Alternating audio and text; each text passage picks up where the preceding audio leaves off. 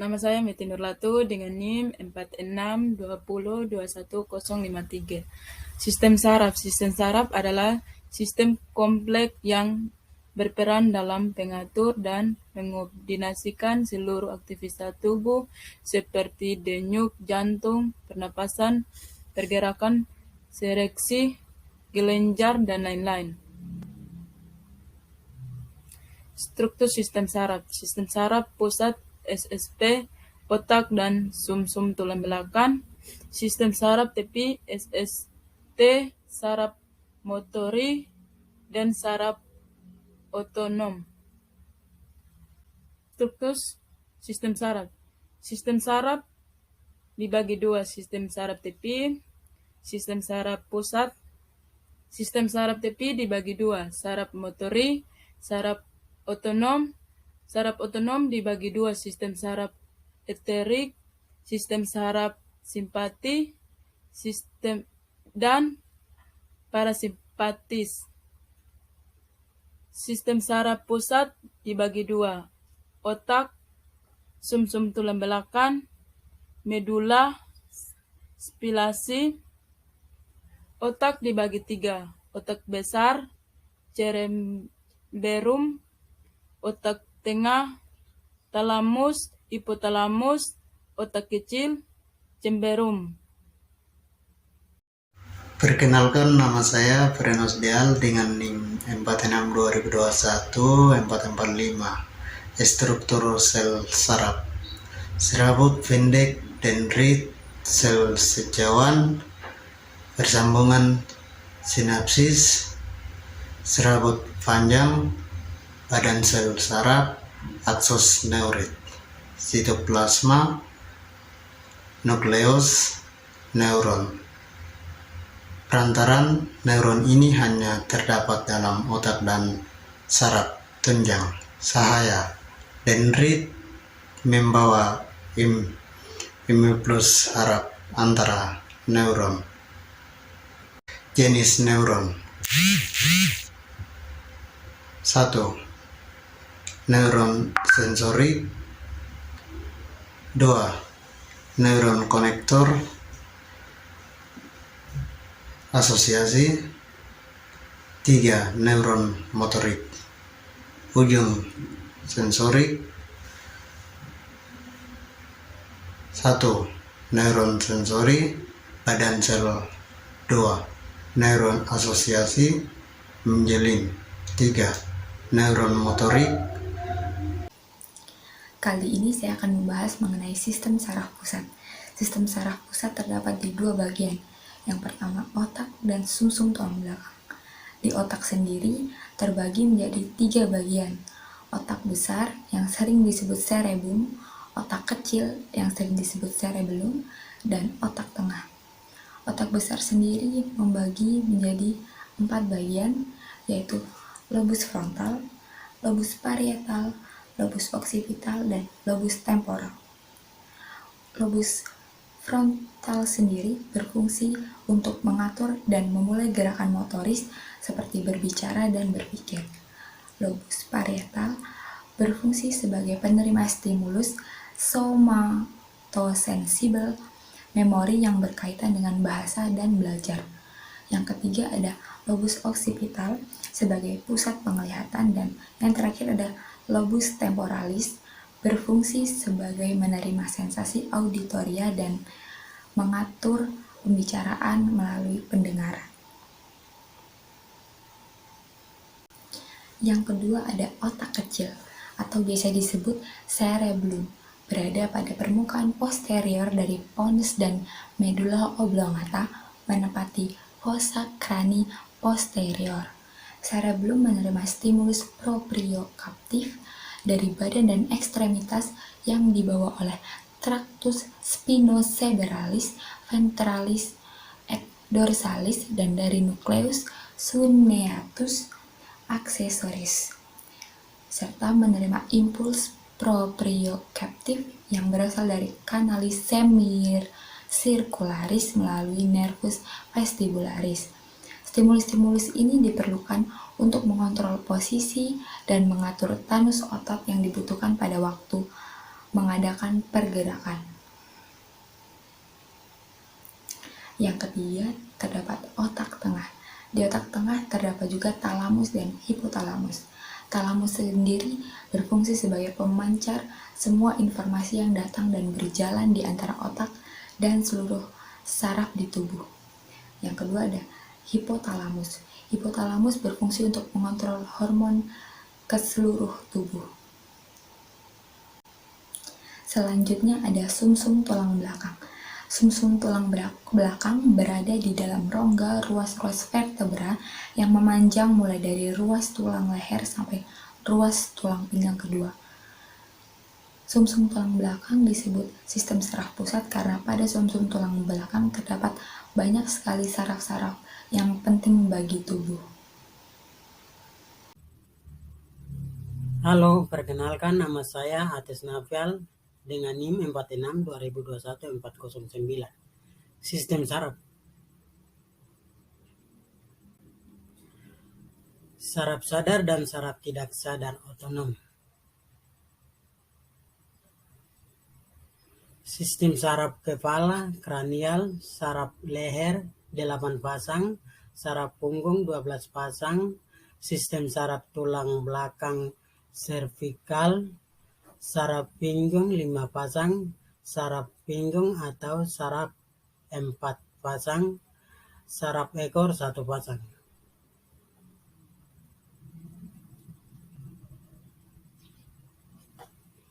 Saraf simpatis dan parasimpatis. Ini contoh gambarnya. Neuron. Kita semua tahu bahwa sel syaraf merupakan sel yang mengantarkan impuls listrik di tubuh kita. Otak kita terdiri dari sekitar 86 miliar sel syaraf yang bekerja sama dalam menerima maupun menghantarkan impuls antara otak dan seluruh bagian tubuh lainnya. Tapi, sebenarnya bagaimana sih cara kerjanya?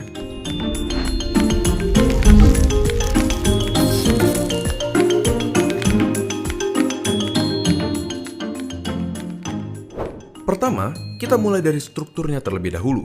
Salah satunya ada yang namanya akson. Bagian ini bertanggung jawab dalam transmisi impuls listrik dari satu sel syaraf ke sel syaraf berikutnya, yang akan berujung ke target akhir yaitu organ ataupun otot. Setelah itu, kita juga punya dendrit. Dendrit adalah struktur yang bertanggung jawab dalam menerima impuls dari sel syaraf lainnya, dari organ maupun otot, ataupun dari otak. Impuls listrik ini akan bergerak dari dendrit melalui badan sel, yaitu struktur lain di sel syaraf yang berisi nukleus, suatu organel yang berisi material genetik yang mengatur pertumbuhan dan perkembangan dari si sel syaraf. Selain itu, ada banyak sel syaraf yang memiliki struktur bernama selubung mielin yang membantu dalam kecepatan konduksi impuls listrik yang melewati sel syaraf. Tahu nggak? Konduksi listrik di badan kita bisa mencapai 120 meter per detik di sel syaraf yang mempunyai selubung mielin. Oke, kita sudah mendapatkan gambaran dari struktur sel syaraf. Tetapi, bagaimana dengan transmisi impulsnya? Bagaimana caranya otak kita menyuruh jempol kita misalnya untuk bergerak?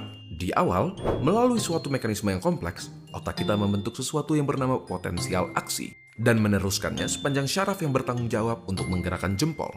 Di dalam syaraf ada beberapa kabel, dan di dalam kabel-kabel ini terdapat sel syaraf.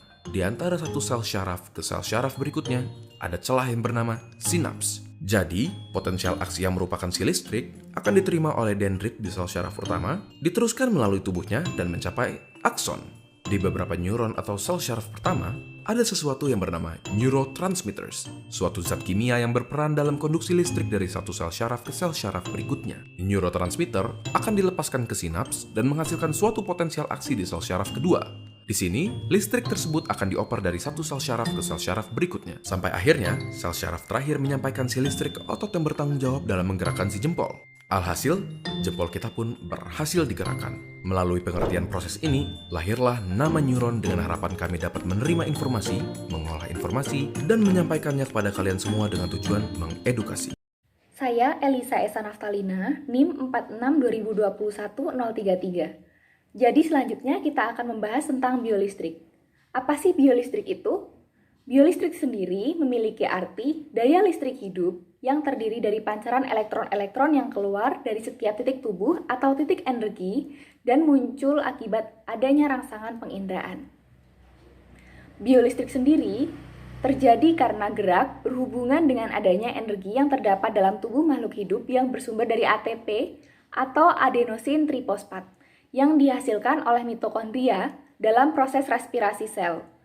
Energi yang dihasilkan berupa ion-ion yang memiliki muatan yang berbeda-beda sehingga mengakibatkan timbulnya perbedaan biopotensial tegangan sel.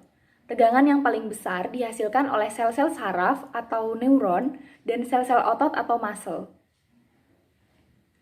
Biolistrik juga merupakan sebuah fenomena sel, di mana sel-sel mampu menghasilkan potensial listrik yang merupakan lapisan tipis muatan positif pada permukaan luar dan lapisan tipis muatan negatif pada permukaan dalam bidang batas membran. Kemampuan sel saraf atau neuron dalam menghantarkan isyarat biolistrik sangatlah penting. Selanjutnya adalah perjalanan impuls.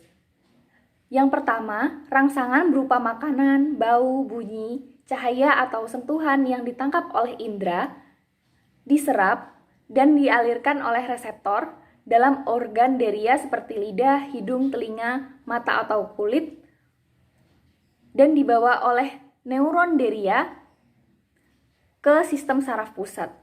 Kemudian, impuls dibawa oleh neuron motor untuk menjadi efektor di organ seperti otot atau kelenjar yang bergerak balas terhadap rangsangan. Dari situlah impuls menjadi gerak balas. Sekian dari kelompok kami. Terima kasih. How does the pain you experience when you burn your hand result so quickly in an action by your muscles? Many animals respond to environmental stimuli using specialized cells called neurons. A stimulus is detected by sensory receptors, and the body responds through motor effectors. These cells working together allow you to respond very quickly to threats. When you touch something hot, heat receptors of a sensory neuron detect the stimuli and send the information of heat to an interneuron in your central nervous system.